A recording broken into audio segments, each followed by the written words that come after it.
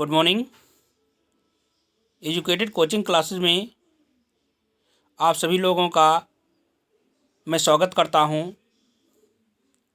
हमें आशा है कि आप लोग खुश होंगे, खुशहाल होंगे और मस्ती के साथ पढ़ रहे होंगे। तो आज हम जिस टॉपिक पे चर्चा करने जा रहे हैं उस टॉपिक का नाम है शिक्षा के व्यावसायिक उद्देश्य। परीक्षा की दृष्टि से यह टॉपिक अति महत्वपूर्ण और उपयोगी है। हमें आशा है कि जो छात्र यह पूरा वीडियो देखेगा उसको परीक्षा हाल में किसी प्रकार की दिक्कत का सामना नहीं करना पड़ेगा। तो सभी छात्र वीडियो शुरू करने से पहले चैनल को सब्सक्राइब करें और यदि वीडियो अच्छी लगे तो इसको लाइक करना एवं सब्सक्राइब शेयर करना ना भूलें।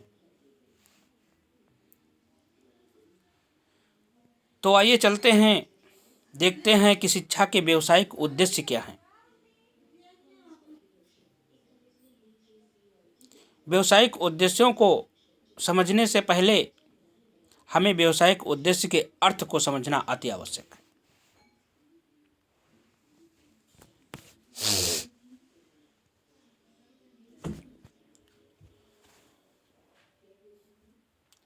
व्यक्ति को अपनी जीवन यापन के लिए किसी विशेष प्रकार के व्यवसाय का प्रशिक्षण दिया जाए जिससे वह उस व्यवसाय में कुशलता प्राप्त करके धन कमा सके। मतलब व्यावसायिक शिक्षा का उद्देश्य क्या है इस समय कि व्यक्ति को किसी व्यवसाय के प्रति प्रशिक्षण दिया जाए जिससे व्यक्ति क्या कर सके, उस व्यवसाय से धन कमा सके।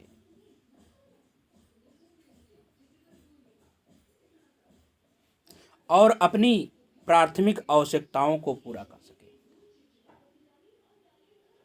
आज व्यक्ति की आवश्यकताएं क्या हैं? मूलभूत आवश्यकताएं क्या हैं? रोटी, कपड़ा और मकान।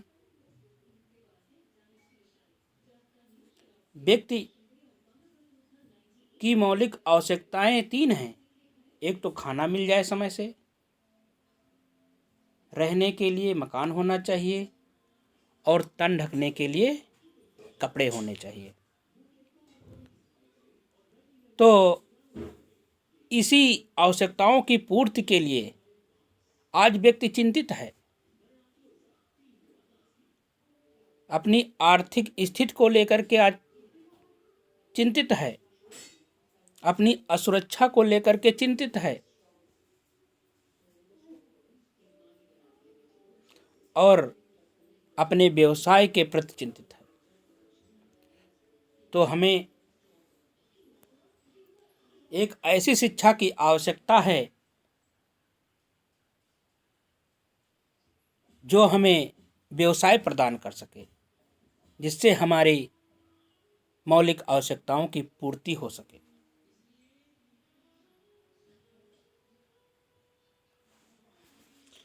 प्रसिद्ध शिक्षा शास्त्री जॉन डीवी ने लिखा है कि यदि व्यक्ति अपनी जीविका स्वयं नहीं कमा सकता तो वह दूसरों के काम पर जीवित रहने वाला अर्थात परजीवी है। मतलब व्यक्ति को अपनी जीविका स्वयं कमानी चाहिए। अगर जो ऐसा नहीं करता है तो परजीवी कहलाएगा, क्योंकि वो दूसरों के सहारे है। और जो दूसरों के सहारे जीवित है, दूसरों की परजीविका के आधार पर जीवित है, तो उसको परजीवी ही कहा जाता है। और वह एक गलती कर रहा है कि जीवन के बहुमूल्य अनुभव खो रहा है। उसके जो जीवन के बहुमूल्य अनुभव हैं वो धीरे धीरे खो रहा है। इस प्रकार जॉन डीवी शिक्षा और जीविकापार्जन का संबंध स्थापित करते हैं। इस कथन की पुष्टि करते हुए जो जॉन डीवी महोदय हैं, उन्होंने शिक्षा और जीविकोपार्जन में संबंध स्थापित करते हैं।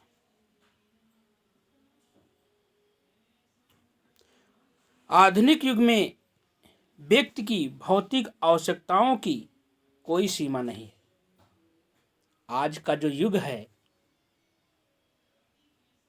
उसमें व्यक्ति की आवश्यकताओं की कोई सीमा नहीं है, क्योंकि समय के साथ व्यक्ति के विचार बदलते हैं। विचार बदलने से व्यक्ति की उद्देश्य बदलते हैं और उद्देश्यों को पूरा करने के लिए व्यक्ति की आवश्यकताएं बढ़ती चली जाती हैं। तो आज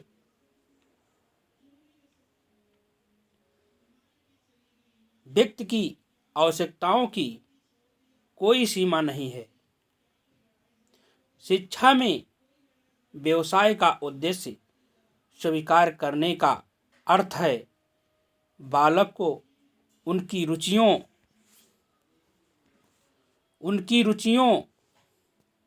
क्षमताओं, योग्यताओं और आवश्यकताओं के अनुसार किसी व्यवसाय अथवा उत्पादन कार्य आदि की शिक्षा देनी चाहिए। इसलिए हमको क्या करना चाहिए? हमको ये काम करना चाहिए कि व्यक्ति को जो शिक्षा देनी चाहिए, बच्चे को जो शिक्षा प्रदान करनी है, वो हमको उसकी रुचि के अनुसार, उसकी क्षमता के अनुसार और उसकी योग्यता के अनुसार और आवश्यकता के अनुसार देनी चाहिए।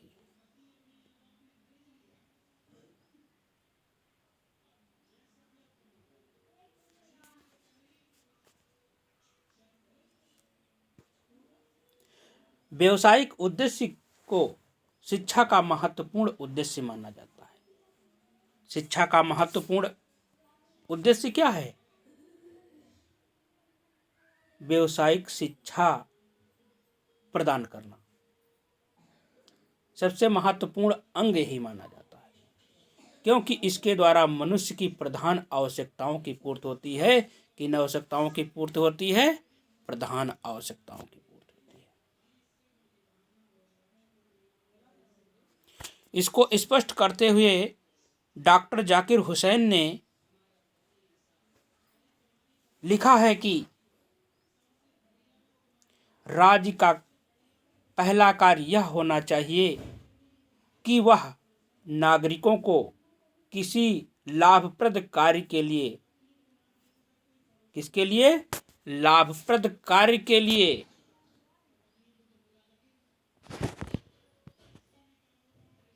समाज में किसी निश्चित कार्य के लिए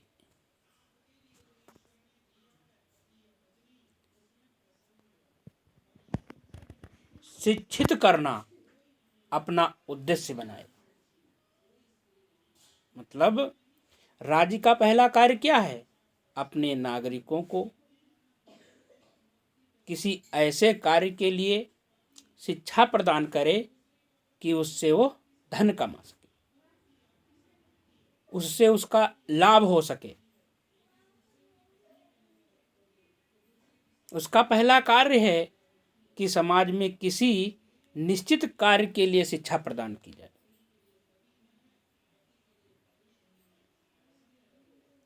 वो अपना एक उद्देश्य बनाए। यदि देश का प्रत्येक व्यक्ति किसी व्यवसाय में प्रशिक्षण करके आत्मनिर्भर बनता है, यदि देश का प्रत्येक व्यक्ति किसी व्यवसाय में प्रशिक्षण करके आत्मनिर्भर बनता है तो वह स्वयं शांतिपूर्ण जीवन व्यतीत करता है। अगर जो व्यक्ति जिस कार्य को कर रहा है उस कार्य का उसको प्रशिक्षण प्राप्त है तो वह शांति पूर्वक वह कार्य संपन्न करेगा। और अपना जीवन जो है शांतिपूर्ण व्यतीत करेगा।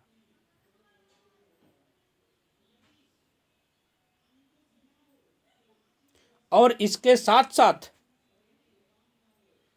यह संभावना की जा सकती है कि समाज और राष्ट्र की प्रगति में भी प्रत्यक्ष अथवा अप्रत्यक्ष रूप से योगदान देगा। किस प्रकार? प्रत्यक्ष अथवा अप्रत्यक्ष रूप से योगदान देता है। इसी कारण से आधुनिक युग में व्यावसायिक शिक्षा के उद्देश्य का विशेष महत्व है।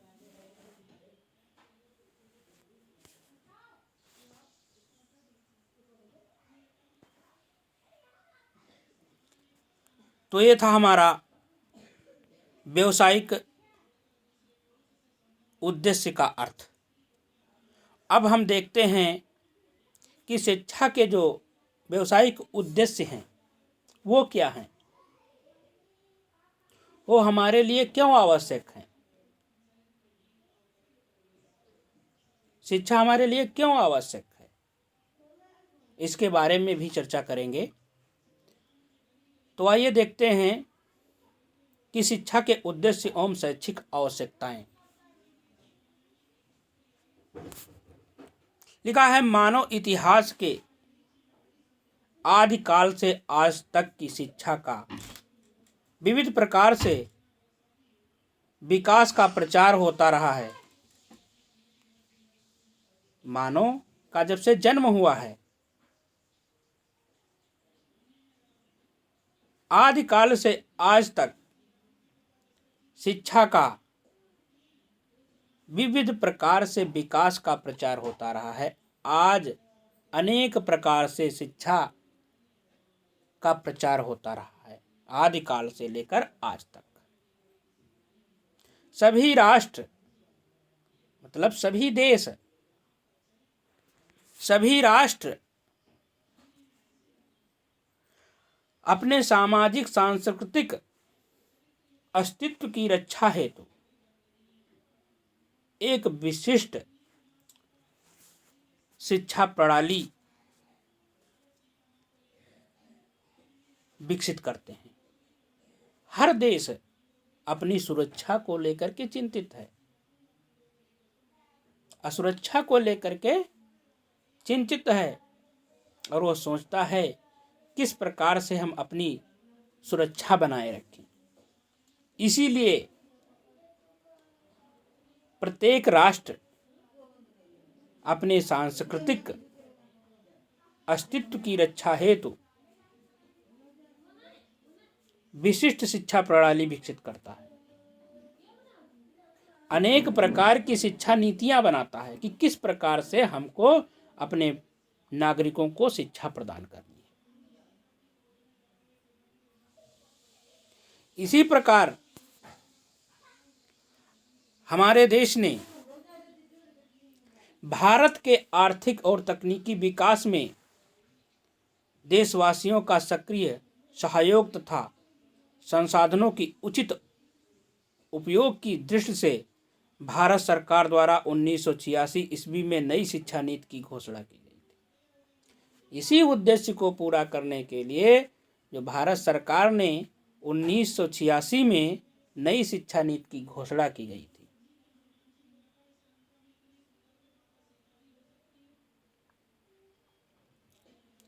इस नीति के अंतर्गत भारत की निम्नलिखित शैक्षिक आवश्यकताओं का उल्लेख किया है, जो इस प्रकार है। मतलब जिस प्रकार से प्रत्येक राष्ट्र अपनी असुरक्षा के लिए चिंतित है और अपने सुरक्षा के प्रति एक विशिष्ट प्रकार की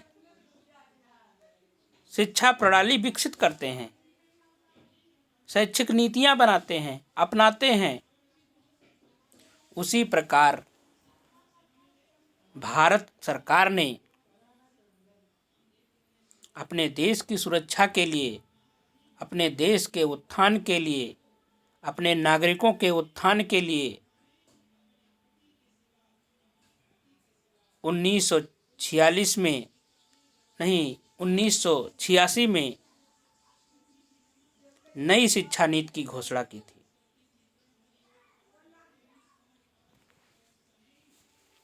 उसके अंतर्गत निम्नलिखित आवश्यकताएं दर्शाई गई थी जो इस प्रकार हैं। जैसे पहली आवश्यकता है सभी के हेतु अनिवार्य शिक्षा।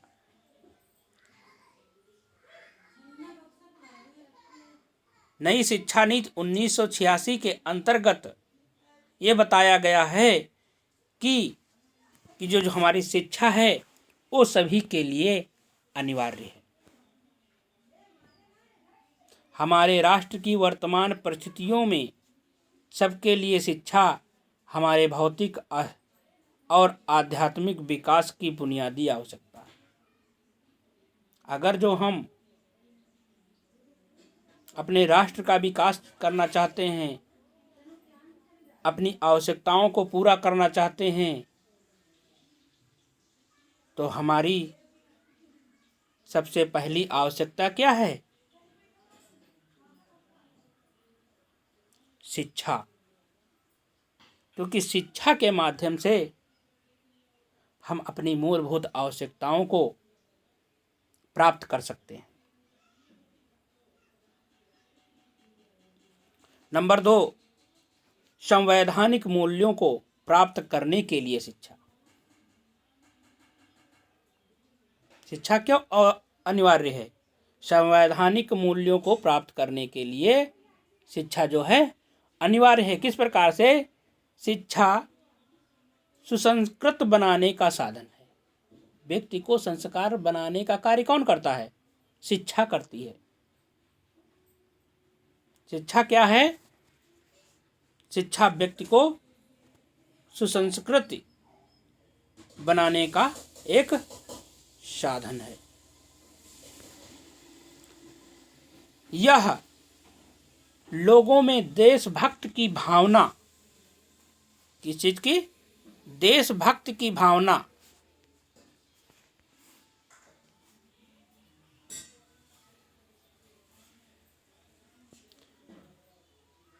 का विकास करती है। लोगों के मन में देशभक्त की भावना को जागृत करती है, जिससे राष्ट्रीय एकता को बल मिलता है। जिससे क्या होता है? हमारे राष्ट्र में एकता बनी रहती है।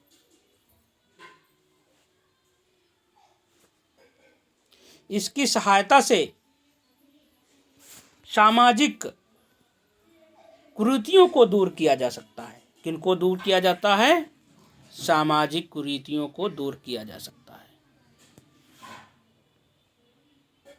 शिक्षा के द्वारा जो हमारे देश में, हमारे समाज में कुरीतियां विद्यमान हैं, उनको दूर किया जा सकता है और वैज्ञानिक विधियों के उपयोग की संभावनाएं बढ़ती हैं। जिससे क्या होता है? वैज्ञानिक विधियों के उपयोग की संभावनाएं बढ़ती हैं। सभी लोग वैज्ञानिक विधियों का उपयोग करेंगे।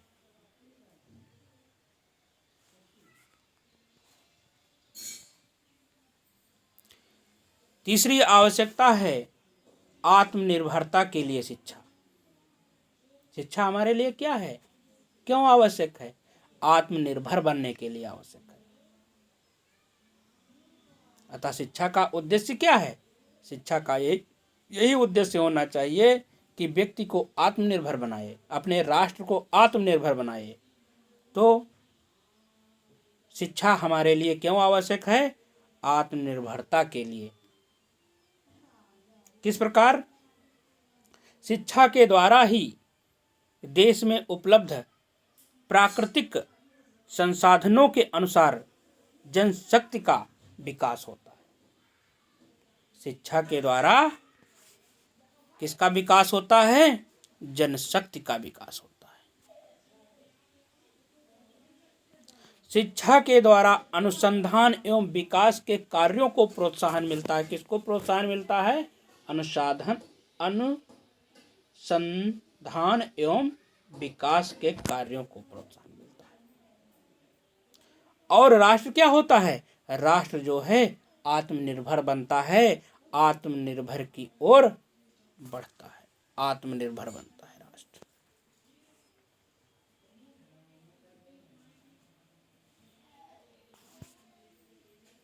नंबर 4, औद्योगिक विकास के लिए शिक्षा। शिक्षा क्यों आवश्यक है? औद्योगिक विकास के लिए आवश्यक है। शिक्षा का उद्देश्य क्या होना चाहिए? औद्योगिक विकास होना चाहिए। देखते हैं, शिक्षा देश के औद्योगिक विकास में योगदान देती है। शिक्षा का क्या उद्देश्य है? कि देश का औद्योगिक विकास कर सके। शिक्षा क्यों आवश्यक है? क्योंकि शिक्षा जो है देश के औद्योगिक विकास में योगदान देती है। किसमें योगदान देती है? शिक्षा देश के औद्योगिक विकास में योगदान देती है।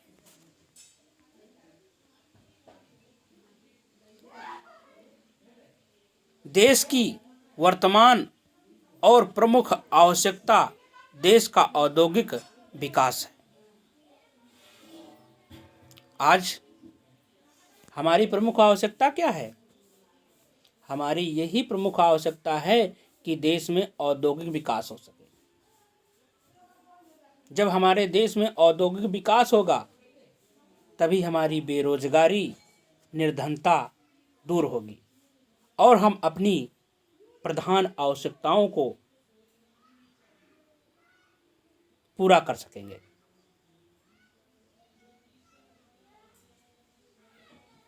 और जो हमारे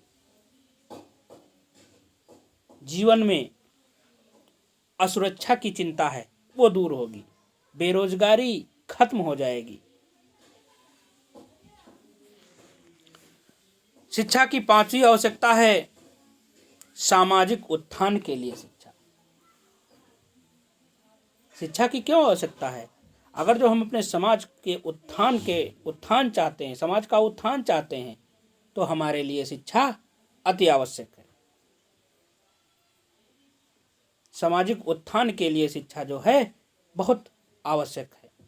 आज शिक्षा में प्रगति और परिवर्तन करने की आवश्यकता है। आज शिक्षा में क्या जरूरी है? परिवर्तन करना जरूरी है। हमको शिक्षा ऐसी देनी चाहिए जिससे व्यक्ति अपनी जीविकोपार्जन कर सके।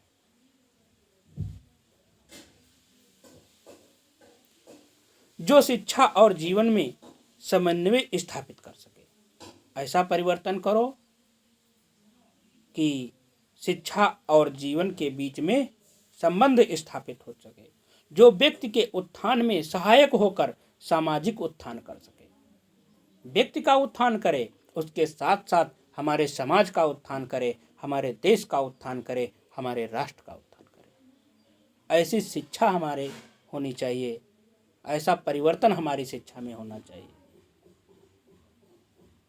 तो ये था हमारा आज का टॉपिक, शिक्षा के व्यावसायिक उद्देश्य।